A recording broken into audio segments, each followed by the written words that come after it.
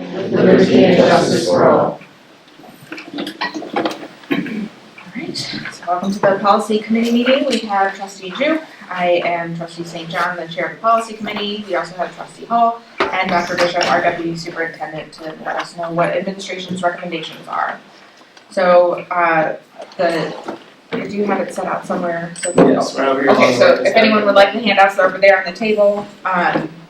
Do any members of the Policy Committee have concerns with the agenda as it is, the two policies that we're going to discuss?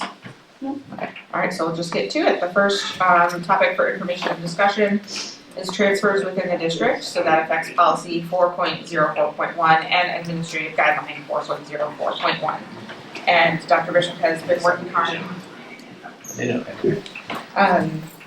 Dr. Bishop has been working hard to refine some of the language and make sure that it applies to all levels, because we previously had in the policy that the transfers within the district were only allowed at the high school level, but we would like to make it possible for elementary and middle schoolers to transfer if that's best for the student. So Dr. Bishop, if you'd like to explain some of the changes since the last committee meeting, it just seems like really small. For sure, absolutely. Now, I just wanted to make sure I said thank you so much for the feedback. I've heard the feedback loud and clear, especially from the policy committee about getting things out in advance to people. So I just want to make sure that was clear on this for you and the public. So all the information that we're discussing today was given to everybody on Tuesday, August 29th. I did not receive any questions for anybody, so that's actually great for us. I mean, we can have a very fruitful discussion. But thank you for the feedback, and it's always our motive and our intentions to make sure everybody has everything in a timely fashion. When we get to the overall policy, we talk about transfers. It is for us an opportunity to look at, on a case-by-case basis, the needs of our community. We've heard several people come to us and talk about situations that they were having at their home school, or unfortunately house fires and certain things, and we do want to make sure that we have our heart and we are looking at how we can do things a little bit better. In the past, we had done certain things just for high school, but we're starting to get in a case-by-case basis for middle school, especially with MIT borderlines and other places, even elementary school. We would like a little bit more latitude to be able to make sure that we're making the right case-by-case decisions. And I have to say that it's been working out really well so far. So we're just coming, we want to be able to formalize that. So I'm just coming today to be able to see if anybody has any discussion things around these, if you want me to kind of break through the changes that I see. This policy has, I know it's not our first time for us talking about it, but I just want to make sure that the why, that you understood the why behind the policy.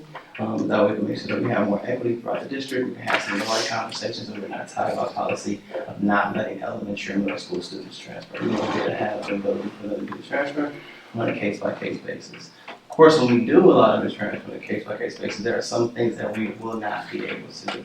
We won't be able to go over some of those cap size limits to be able to make sure that transfers happen. And then we also want to make sure that we're having some conversations around what is appropriate for students. So if a student is in a categorical program, while yes, it might be great if a parent comes to us and wants to transfer their child, but we need to make sure that we have the certain services in the building that they're trying to transfer to, that way their child has an adequate educational process. Yes. So they wouldn't be able to transfer to a building that doesn't have that category program if that's what their student needs. Correct. Would this address some of the problems? I know one of the issues that perhaps should have been addressed when we configured the schools was redrawing attendance boundaries. So now we see a lot of differential between so especially at the elementary school level, we see classes of 18 and classes of 34 in the same grade level, but at different buildings. Mm-hmm. Would parents be allowed to request transfers because they feel that it's too crowded at their home school, and or if it's a closer location? Because I know some of the kids zoned for previously Trombley are actually closer than there, but they all got pushed to defer. Absolutely. I think we also see that as an opportunity for us to have some discussions about how can we be able to level some things out. Mm-hmm. So one school has a 4th grade that has 27, but the other has 14. And some parents come to us and say, hey, what does this look like for me and my child? They have these type of needs. We want to have the conversation, and we have been doing some of those things as far as making sure the children are put first within that. I even have one parent tell me, like, you know what, Dr. Bishop, like, truancy right now for me is an issue, is a problem. But I'm passing by the school I should be going through on my way, trying to get there a little bit faster. So what does that look like for me to go here? That way I can get my students here. That way we're not getting a truancy letter from you every week. That's a case-by-case situation for us, because we don't want to hinder the child because they had nothing to do with their parent being able to get them there on time.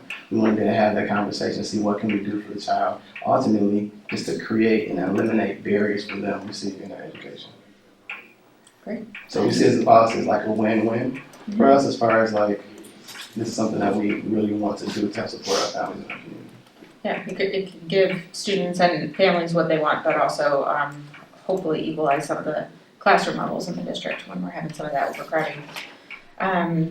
Well, not overcrowding, but getting close to the cap sizes. Which, Correct. Especially at the elementary level, you don't want. Fewer kids is always going to be better if you can do it. It's always better. There's some budgetary restraints that we have to, you can say about, but it's always better to have less students in class. Yeah. Secondary level is more about like what classes they're registering for rather than what school they attend.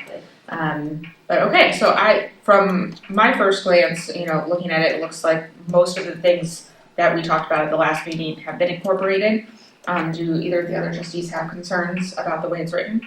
Well, go ahead. No, I was just gonna say, I like that this last bullet says, the safety and educational needs. So all the things you talked about, meet those. It wouldn't just be preference. It wouldn't be for some of the reasons that I brought up as concerns, from my opinion. So I think that fits the things that are most important to me and probably to the district as educational focus. Correct, and I just want to be here, totally transparent with everybody here and in the community. Sometimes still we'll hear no. Sometimes, like, it's not like you come to us, it's automatic yes. Like, no, there's a committee that will review it, we'll go over it, look at all those things. Like, as an administration, we look at all the timelines to make sure we're doing things in a timely fashion. For families that way they know, but it is on a case-by-case basis, so everything isn't just a carte blanche, to be honest. Right, and especially with the class sizes. Yes, especially class We're sizes. not going to go over that cap at the elementary level. Okay, trustee Jeup? I just want to say firstly, thank you for the redlining it. It's very clear, concise, easy to understand, you can see what the changes are. And I think it's a smart, family-centered policy making right here, so it makes our district stronger. You just mentioned the committee. Who is on the committee that helps you decide or helps So we have to the determine district that. decide? Usually when it was someone, it's the high school committee, right? It was me, it was high school assistant principal from both high schools, and a teacher, I believe, on the committee. We have to form since that committee is now that we're doing elementary through high school.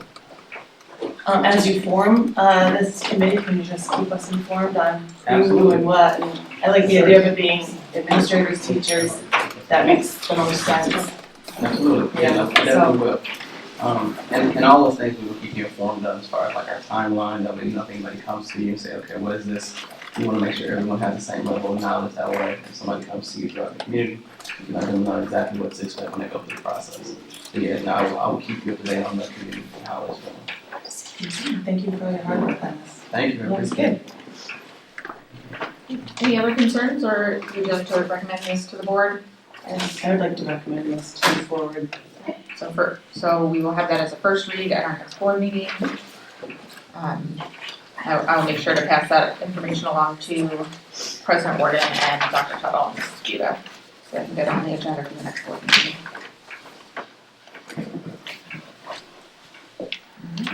And then, so the second issue that administration would like us to address is the posting of Board of Education electronic communications. This was a policy that was instituted a few years ago. So I have that. So there's actually a memo from our legal counsel. They opted to create a memo that was not privileged in any way, so that people could know where the administration was coming from and why legal counsel advised us to remove this policy. The original intent of the policy was because when board members reply all to emails, that is effectively a form and violates the Open Meetings Act, and posting it publicly still does not cure that violation of the Open Meetings Act. So it was just kind of a way to protect ourselves a little bit from that liability, but it doesn't actually cure the violation, and we've seen now that in many cases the reply all feature is being used inappropriately, and since it still violates OMA, using this policy to publicly post that isn't especially helpful. And I know that so far this year, legal counsel has been advising against posting most of the emails. So we have Dr. Stanley as our FOIA coordinator for now, and he has to ask legal counsel every time there's a reply all email, should I post this publicly? And so far they've been, as you can see in the memo, they've been advising against it due to a broad exemption that allows withholding emails if their publication could potentially lead to civil or criminal liability. And since it's technically an Open Meetings Act violation to deliberate as a quorum via email, that's the civil liability that they're concerned about, and they don't want us to be publishing them anyway. So effectively, the policy hasn't been enforced based on the advice of our legal counsel, so I personally prefer to remove policies that aren't being enforced or are not being used the way we intended.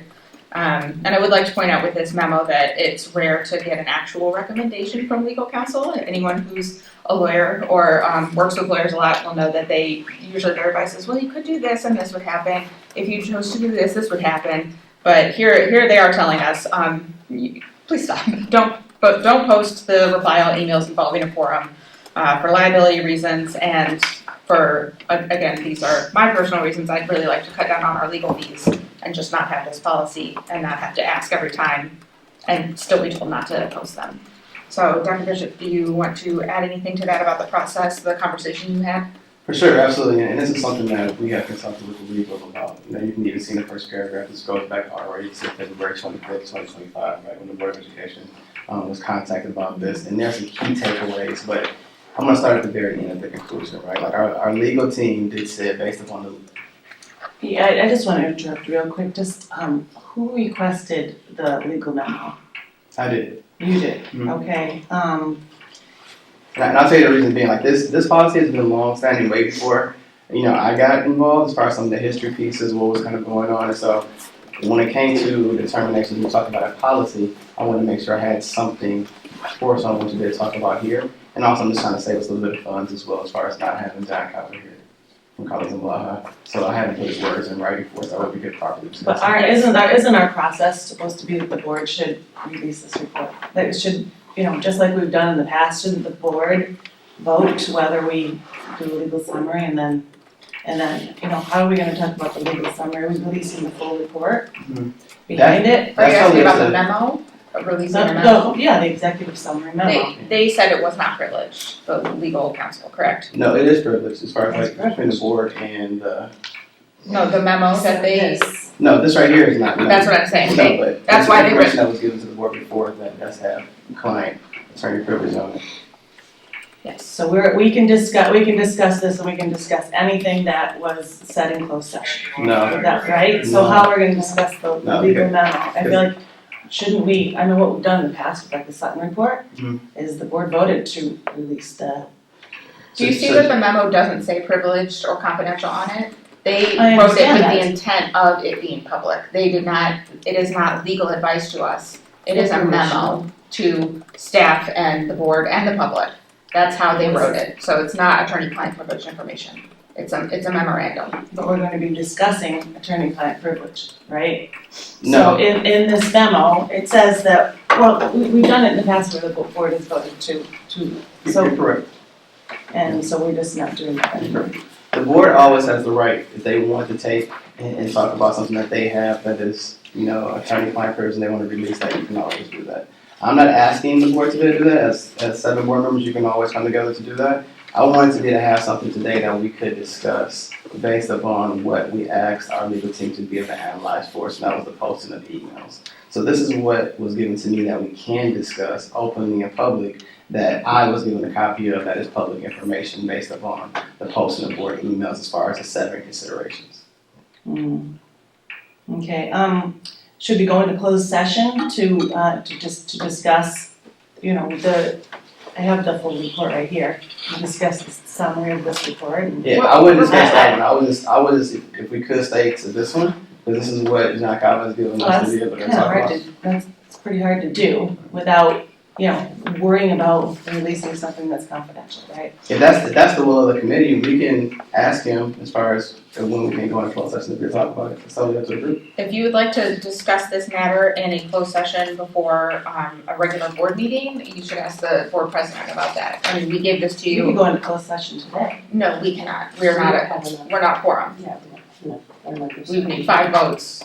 We don't have a quorum. This is not a properly noticed regular meeting of the board. This is a committee meeting. And if we do go to closed session, I would like John Calvert to. Right, I think to- John Cava should be here for this, and, you know, we're skipping steps again. This is just an informational piece of paper that they gave us in lieu of him being here, and it's very straightforward.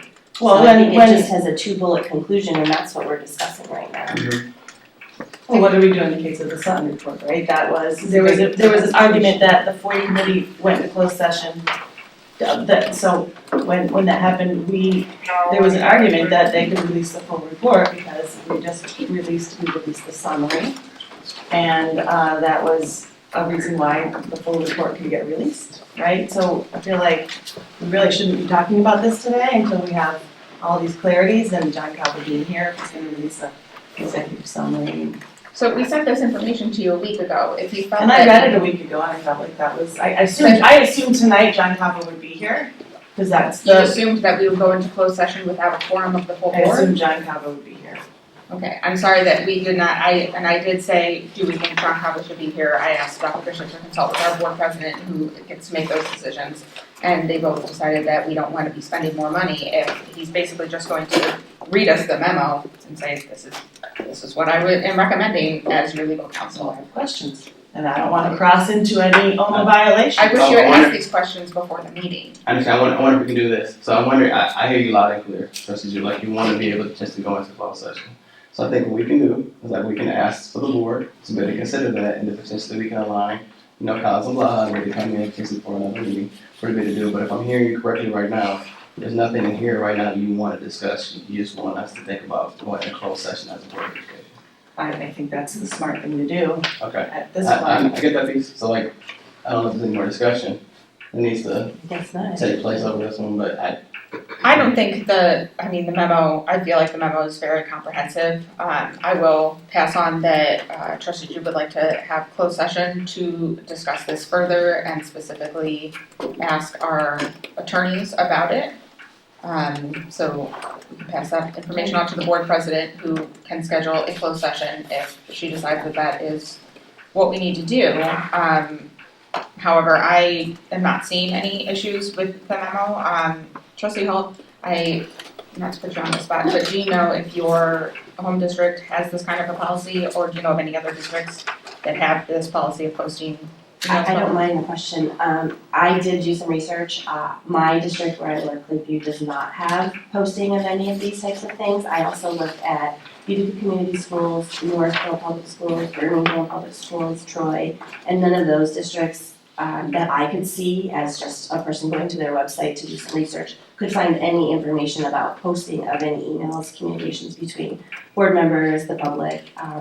And so I also did see at least 2 of those districts linked to the exact same Miller and Johnson policy that is posted on their website. It is the exact same one that they have nothing in there that they are doing any sort of sharing or publishing emails that are between board members or between board members and public. I think There are generally, mention in their policies even of doing that. I think generally the advice from our legal counsel here is we shouldn't be replying at all. So regardless of whether it's posted publicly or not, it's still an OMA violation potentially, and we shouldn't be doing it. So I think that is what we should be doing moving forward. But I hear that you want to talk about it in closed session. I will, again, like I said, I will ask the board president about it. I am reluctant to spend more legal fees on something that we've already been informed about, but I can pass that information along. I stand for transparency here, and I think we should stop the conversation, because I don't want to get into something that's in the full report, that's into the, that. When you say About full this- report, are you talking about the letter that we received on February 25th? I don't know what date that was, I think it was. Is the date on that The- report that you have? Yeah, the memo references a letter that we received on February 25th. All right, the full report was the February 25th. We went into closed session on March 31st. And now we have the summary that Dr. Bishop requested. We're just out of order in how this usually works. That's not the way we did the Sutton report. Alright, this is So- not a report on. This is a summary. This is a attorney-client privilege summary. This is a legal opinion on a policy issue, I- very different from what you're referencing. I think I would like to know before we call for a closed session with our attorneys present, how much that's gonna cost the district, and if it's really worth the time. I think It's always worth the time to follow the transparent, This is open 100% policy, the right way here. we're supposed to do it, and I don't think we can continue with the discussion. Is there something you I'm don't ready to understand discuss. about the memo that you would? There's nothing I don't understand, I just believe that this is not the typical, this is not the way we do it, this is not across the board table.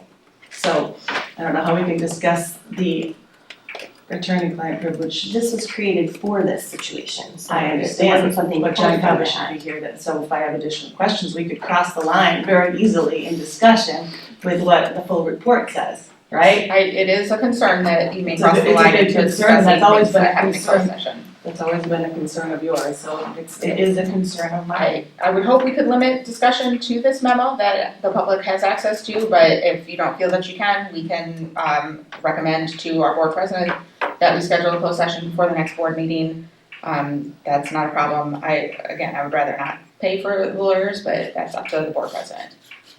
Totally understand. This is what I heard that's pretty clear for me. My marching orders are to find out how much it would cost for Council Blaha to do a closed session, get the information to the board. Or we could just bring it to the board and let the board vote on, is this gonna get us liable to, we're gonna end up releasing the full report of it. Say that one more time, what you asking? So, go on. I was just saying, I was thinking about what I had to do as far as for administration, next steps for this one.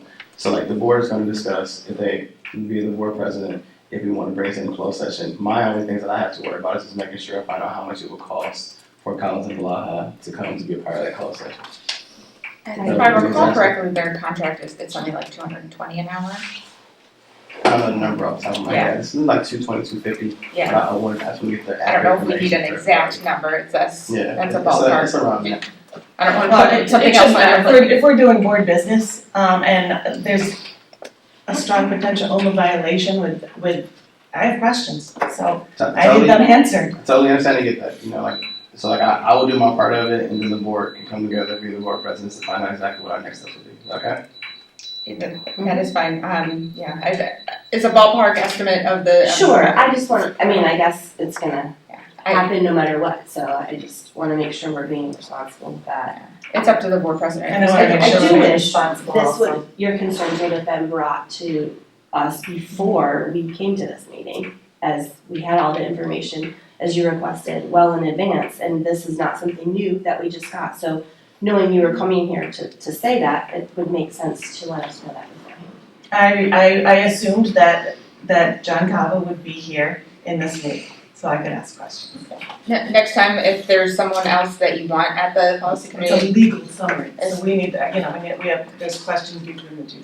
yes, he specifically wrote the memo so that we would not have to pay him to be here, he was doing us a favor, saying, like I said, saying exactly what he would have said, were he here, he would, you know, we've had him here, we've had him at public meetings before. He reads the memo and then anything else is We attorney-client wouldn't have been privilege. able to do anything in closed session No, with we him couldn't do tonight a closed anyway, session. so it would have strictly been information that's Yeah, available he to would everyone. have just read the memo and answered clarifying questions if there was something confusing. That's why I'm asking you if there's something you didn't understand that we could perhaps clarify.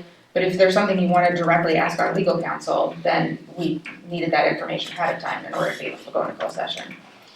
I have a question for you. Did Dr. Bishop, did anybody else request that you turn this into legal counsel? Or is it just, did No, I didn't know. anyone direct you to do that? No, that's a question that From comes the with every board? policy meeting if I check in with them. So like for me, I'm checking in with them on everything. I'm like, we come back to be able to say, yes, I did talk to legal counsel about it. So no, for me, I check with legal counsel with everything. That's with the board policy 4.0, 4.1, with this, pretty much everything I check in with our attorneys on. That way they can weigh in on our policies. Alright, so we have time for public comments. As usual, if you can state your name and your city, and there's going to be a 3-minute timer, I will have that on my phone here more informally. And since it's a less formal group, you can just raise your hand.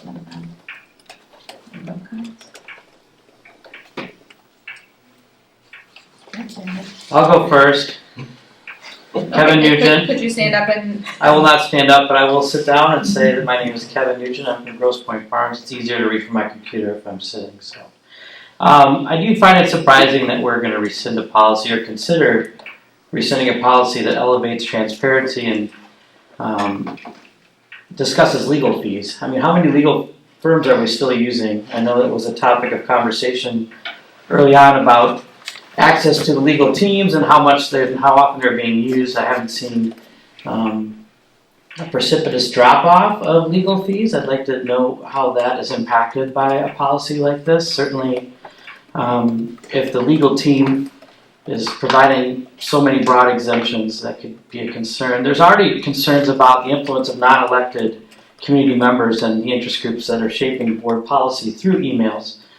So the idea that you would rescind them and not make them available to the public seems concerning. Policy 8.13 was created as a safeguard. It ensures that when board members communicate by email, the public can see that those exchanges aren't being used to deliberate outside of public view. There's already a lot of communication that takes place during meetings within the full view of the public that are not by email but by text messaging. But now we want to curb the email exchanges. Eliminating this policy means the only way for citizens to get access to these communications is by paying for them. And so you're putting an undue burden on people in this community to pony up and FOIA all of these emails. And it's kind of finding a needle in a haystack when you're trying to find this information. If you think it's there, providing the specific times, dates, and information that you want is difficult, and even more difficult. And for a board that has been a full champion of transparency, it seems like this is an odd left turn. You also created board norms that were designed specifically to prevent open meetings violations online, but now we're going to rescind these email communications because board members haven't clearly followed the policy not to reply all to everything. So I think that, we as a board should be acting in a way that doesn't cause concern that you're violating the Open Meetings Act.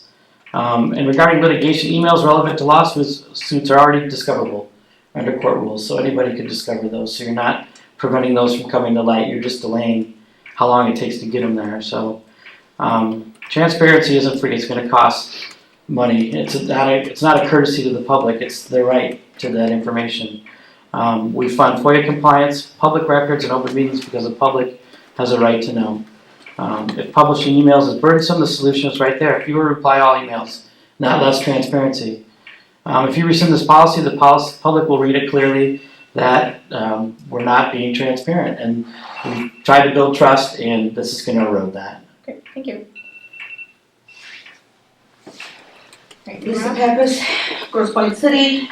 I too am just blown away by the complete reversal of the commitment to transparency. Here's a board majority that campaigned on transparency, and you're rescinding a policy that does exactly the opposite of that. But, no surprise, because everything you campaigned on, you have, and everything that you complained about for 2 years with the previous board majority, you have literally reversed your decisions on almost everything. So, there's a big to-do about the day of the meetings and, we have to give people time, but you went and just in one meeting with no public discussion and changed the meeting night with no community input, with no time, and you didn't even give the employees the time to adjust their schedules. So this is just yet another complete reversal on the things that you campaigned about and spoke about for 2 years. MASB gives guidance on this. The Michigan Association of School Boards recommends avoiding email discussions involving a quorum to stay clear of OMA violations. This is a common sense practice, and it is a transparent thing. And as far as saving legal fees, if people are pointing emails, you're going to have lawyers reviewing all of that. So you actually are probably going to increase the legal fees by rescinding this policy rather than decrease them. But of course, legal fees don't seem to be an issue with you either. I mean, when the Sutton report was released, it was an entire report given to the board, and you felt the need to have not just one legal firm there, but Sutton himself that had already provided a report just like this, right? You said this was meant to be given so that we didn't have to have the lawyer here. But in Sutton's case, you brought him in and you paid him and another firm to review the Sutton report for the new board, right? So the legal fees weren't a problem then. So again, it's hypocrisy upon hypocrisy upon hypocrisy. Everything you screamed about for 2 years, you turn around and do the opposite. It's just very disheartening. This is not gonna save any money, and it is going to decrease transparency, which of course is exactly what this board wants. Any other comments? Maureen Krasner, Grosse Pointe Farms. It's interesting to me that you can't discuss a policy without having a closed door. But regardless, the reply all email, as both of the prior speakers have pointed out, is a violation of OMA. It shouldn't be done. This policy, going back in time, was developed by a board president who was a lawyer, Brian Summerfield. He did it in response to one of the board members who frequently replied all. So there was a sense that maybe this would discourage it by posting them online. There is probably no other school district, so your research is probably accurate. This same policy has been discussed in policy meetings previously. In fact, when, I'm not sure if Trustee Cotton was the chair of the policy committee, but Mark McInerney from Clark Hill discussed the same policy. That policy committee of citizens discussed doing away with this policy for the very same reasons that you're talking about. It's gotten much worse. I'm gonna pick on you a little bit, Trustee St. John. You did a lot of reply alls. That was, there's, Trustee Jeup does quite a bit of reply alls. There's, the numbers were given at one of the board meetings by Trustee Cotton when he was President Cotton. Also talking about the poor governance of replying all to emails. This is a fraction of the emails that are put up because there are many trustees, not so many right now, although maybe there are still some, I don't know what the replies are, that are putting things in emails that would violate school policies, accusing people of being on drugs, drinking, the reply all emails that are inappropriate. So the fact that you're not just discussing a policy that's on the books, there's nothing privileged about it, a memo from the lawyer, when multiple lawyers, this same lawyer probably talked to Trustee Cotton about it. The fact that Dr. Bishop had the wherewithal to get a memo, and even if he did it in conjunction with the board president, that is also by the rules. Those are in the policy bylaws. The president of the board works with the administration to direct legal counsel. It's something that every president, whether it was President Cotton, President Ismail, they all talk, they get legal opinions. That's normal. I don't know if that happened here or not, but that would be a normal course of events. That's how things work. That's how this board gets directed. The fact that you're not going to talk about a policy that's been on the books, that's costing money, is a waste of the public's time and a waste of the administration's time and a waste of the policy time. This is a perfect opportunity to talk about whatever concerns there might be with wanting to reply all, understanding why it is an OMA violation, and removing the unnecessary listing of having an attorney look at things. Anyone else? Wendy Sottle, Grosse Pointe Farms. I guess I'll just make a request. I think I've come to every policy meeting so far. I saw a parental rights policy come forward that had not been vetted by our mental health people. That was yours, Trustee Jeup. I see us now asking about how the point system for Peace Jar works. I think the transfer one was a great thing, but I'm seeing a lot of things that really don't have a lot to do with our students and them getting the academic experience they should. This, I think, is another one. This should be simple, and we're making it complicated. And I'm just frustrated when we have so many big issues to deal with that really impact our students. Anyone else?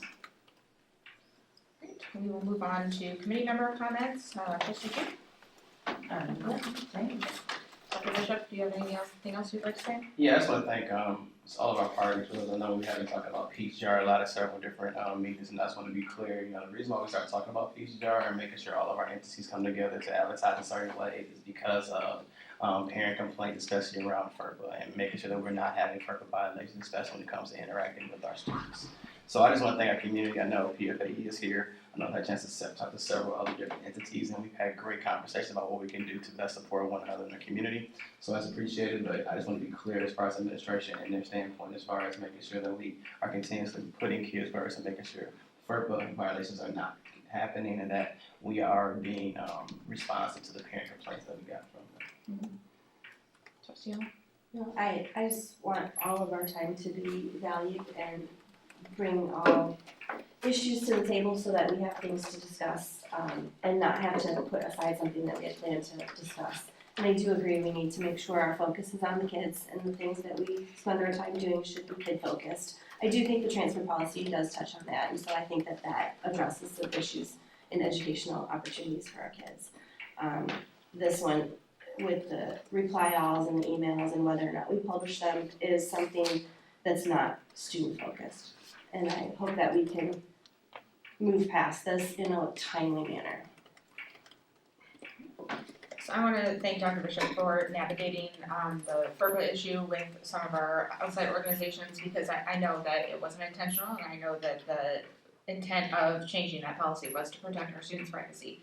And I think that was, it did devolve into a lot of conversations about the ins and outs of Peach Jar, which wasn't my intent, and I'll try to do better about keeping the discussion focused on why we're the actual context of why we're trying to change a policy, which is to ensure that every single one of our students has that expectation that their FERPA and directory information will be kept confidential if that's what they choose. So thank you for sharing the information about the committee meeting that happened apparently last year or 2 years ago. Since I was previously forbidden from attending other committee meetings, I had no idea that the policy committee had already considered rescinding this policy, so that is helpful context. And I hate to think that we are duplicating our legal fees again to get the same type of advice.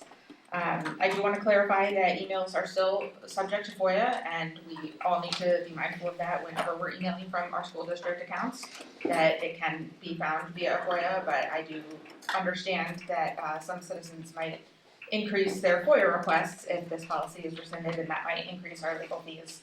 So that's something that we will also take into consideration at the board table. And just to reiterate to my fellow trustees, the reply all emails should not be happening at all. We shouldn't have had to institute this policy in the first place. I mean, sometimes it happens on accident. You reply to everybody, yeah, I'll be there, and that's not an OMA violation because it's not deliberative. And I shouldn't be doing it either. It's still an OMA violation when I do it. So it's posting them publicly does not cure that violation. And the purpose of posting them publicly was not meant to harass people who email the board without realizing that they might be getting a response that is posted on the website for all to see, including sometimes their information or a situation involving their kid. So I think that is the reasoning and the context behind thinking about rescinding this policy is that it's an additional burden on administration. It is an increase in our legal fees, although that might end up being a wash. And it's been used to harass private citizens who are just trying to get information from the board. So to summarize what we're going to do moving on from this meeting, the proposed policy and administrative guideline 4.04.1 will be set up for a first read at the next regular board meeting. And then I will pass along the information that Trustee Jeup would like to go into closed session to discuss rescinding policy 8.13 and allow our board president to decide if that's a prudent use of our time. So with that, we are adjourned.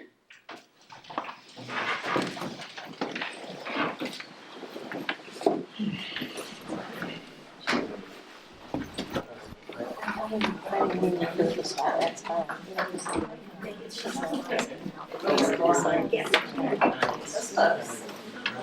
hope I didn't block here. I didn't want to sit over